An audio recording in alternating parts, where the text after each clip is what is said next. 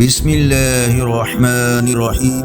السلام علیکم ورحمۃ اللہ وبرکاتہ۔ آن لائن قرآن 93 چینل پر خوش آمدید۔ آج کی ویڈیو میں آج کے کیلنڈر کے ساتھ چند اللہ اور اس کے رسول صلی اللہ علیہ وآلہ وسلم کے فرامین، لیکن آگے بڑھنے سے پہلے نیکی کی دعوت کا حصہ بنیں۔ صدقہ جاریہ کی نیت سے اس چینل کو لائک، سبسکرائب اور شیئر کریں۔ بیل آئیکن پر کلک کر کے آل پر کلک کریں تاکہ ہر آنے والی ویڈیو آپ تک پہنچ سکے۔ ارشاد باری تعالی ہے، تمہیں ویسا ہی بدلہ دیا جائے گا جیسے تم عمل کر رہے ہو۔ رسول اللہ صلی اللہ علیہ وآلہ وسلم نے ارشاد فرمایا، مسلمان کی ناحق بے عزتی کرنا سود کھانے سے بڑا گناہ ہے۔ رسول اللہ صلی اللہ علیہ وآلہ وسلم نے ارشاد فرمایا، یہ فرشتہ آج کی رات سے قبل کبھی زمین پر نہیں آیا۔ اس نے اللہ تعالیٰ سے اجازت لی کہ مجھ پر سلام کرے اور مجھے یہ خوشخبری سنائے کہ فاطمہ رضی اللہ تعالی عنہ جنتی خواتین کی سردار ہیں اور حسن و حسین رضی اللہ عنہم اجمعین جنتی نوجوانوں کے سردار ہیں۔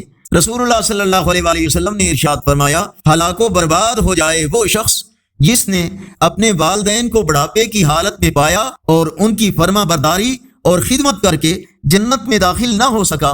اللہ تعالیٰ نے فرمایا، مومنوں، پاک چیزیں خدا نے تمہارے لیے حلال کی ہیں، ان کو حرام نہ کرو اور حد سے نہ بڑھو کہ خدا حد سے بڑھنے والوں کو دوست نہیں رکھتا۔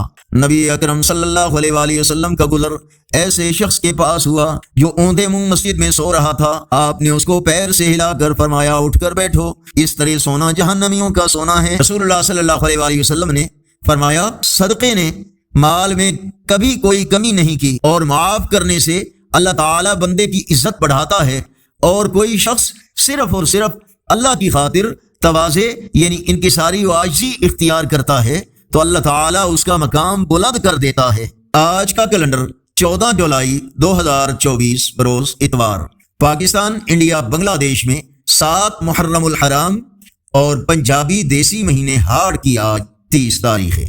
یقیناً اللہ اور اس کے رسول صلی اللہ علیہ وآلہ وسلم کے فرامین آپ کی اصلاح، ہدایت اور معلومات میں اضافے کا ذریعہ ہوں گے۔ اس نیکی کی دعوت کا حصہ بنیں۔ صدقہ جاریہ کی نیت سے اس چینل کو لائک، سبسکرائب اور ویڈیوز دیکھنے کے ساتھ ساتھ اپنے دوستوں، فیس بک، واٹس ایپ وغیرہ گروپس میں شیئر کریں اور کمنٹ میں اپنی رائے کا اظہار کریں۔ السلام علیکم ورحمۃ اللہ وبرکاتہ۔